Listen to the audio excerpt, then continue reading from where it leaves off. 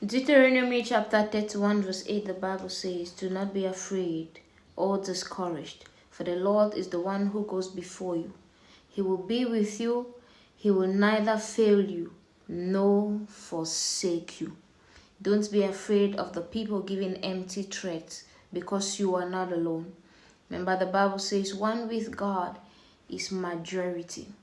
You see, there is one weapon that the devil tries to use against children of God, and it works every time, because many people don't understand this and many people don't know that it's a weapon. The one thing the devil tries to do is to intimidate you.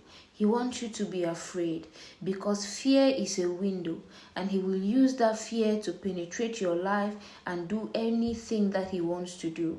But when he notices that your faith is in God, your trust is in God, you know who you are and where you are, he has no chance. He's just making empty noise. The Bible says he's like a roaring lion. He's not even one. He just pretends to be so that you can be afraid and run away.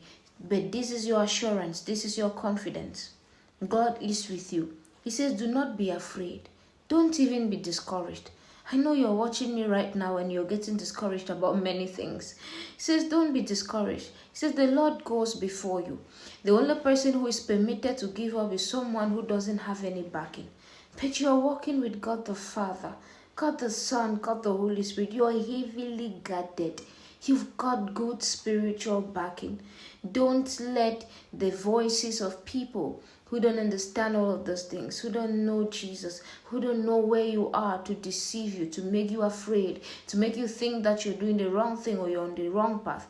You are heavily guarded. I want you to type at the comment section and say, I am heavily guarded. Say that to yourself until you believe it.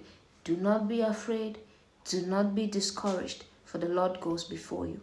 Father, thank you for this assurance, this reawakening that we've received from your word. We're glad, Father, that you've spoken to us. We pray that whatever happens should be to the glory of your name. In Jesus' name, thank you. Thank you for guiding us. Amen. Now may the Lord bless you and keep you. May he cause his face to shine upon you and be gracious to you. May our good Lord look kindly on you and grant you his peace. I love you so much. Shalom.